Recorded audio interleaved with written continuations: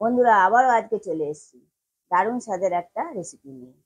আমি আজকে বানাবো একটা পনিরের রেসিপি, একদম সম্পূর্ণ নিরামিষ পদ্ধতিতে, যাতে আপনারা ঘরে অতি সহজেই বানিয়ে নিতে পারেন। চলুন এবার যা যা লাগবে সেগুলো আপনারা দেখে নিন।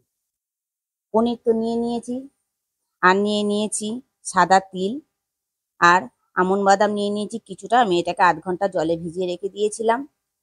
আর নিয়ে নিয়েছি 4টে কাঁচা লঙ্কা, ঝালটা আপনারা নিজেদের মতন দেবেন, যে যেরকম ঝাল খাবেন সেই অনুযায়ী দেবেন।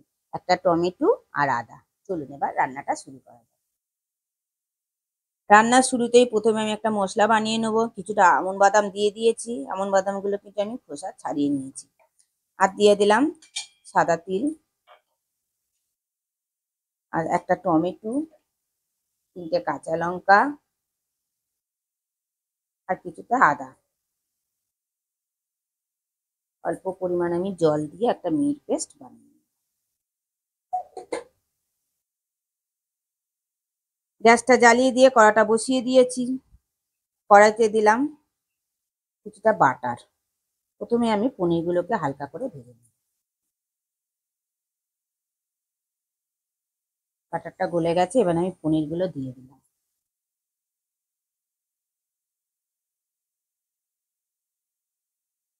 সমস্ত পনিরগুলো আমি কালার ধরা পর্যন্ত ভেজে নিলাম। ভেজে আমি ঠান্ডা জলের মধ্যে দিয়ে দিলাম, যাতে পনিরটা নরম থাকে।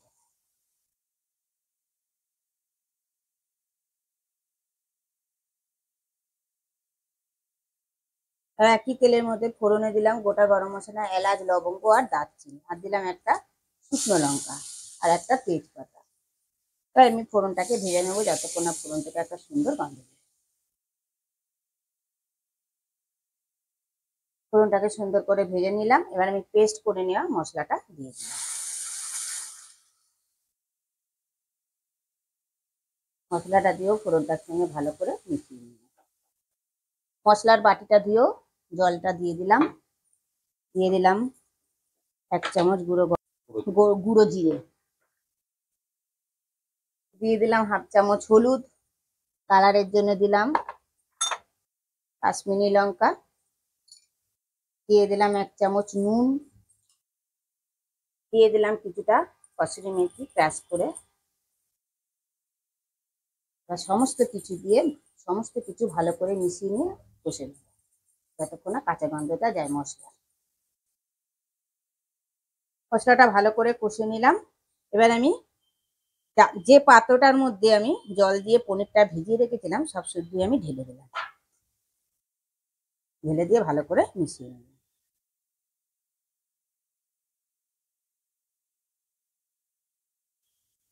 3 মিনিটের জন্য ঢেকে দিলাম। 3 মিনিট পর ঢাকাটা খুলে দিলাম। ওপর দিয়ে দিলাম 4টে কাঁচা লঙ্কা, আর রান্নাটা ব্যালেন্সে রাখার জন্য দিলাম 1 চামচ চিনি। গ্যাসটা একদম লো ফ্লেমে করে দিয়ে আবারও কিছুক্ষণের জন্য দিলাম ঢেকে। কিছুক্ষণ বাদে ঢাকাটা খুলে দিলাম। চেক করে নিলাম সবকিছু নুন টুন মিষ্টি সব ঠিক আছে। এবারে ওপর দিয়ে দিলাম একটু ধনেপাতা। ধনেপাতাটা দিয়ে মিশিয়ে নিলাম। মিশিয়ে নিয়ে গ্যাসটা অফ করে দিলাম। পনিরের এই সুন্দর রেসিপিটা আমার অলমোস্ট কমপ্লিট। আরো 3 মিনিট আমি স্ট্যান্ডিং টাইমে রেখে দিলাম। 3 মিনিট স্ট্যান্ডিং টাইমে রাখার পর ফিরে এলাম। বন্ধুরা, নিরামিষ দারুণ স্বাদের পনিরের এই রেসিপিটা আমার পরিবেশনের জন্য কমপ্লিট। দেখুন বন্ধুরা, দেখতে কতটা লোভনীয় হয়েছে, তাহলে খেতে কতটা সুস্বাদু হবে। লুচি, পরোটা, রুটি সবকিছুর সঙ্গে খেতেই অসাধারণ লাগবে। গরম ভাতের সঙ্গে খেতেও অসাধারণ লাগবে।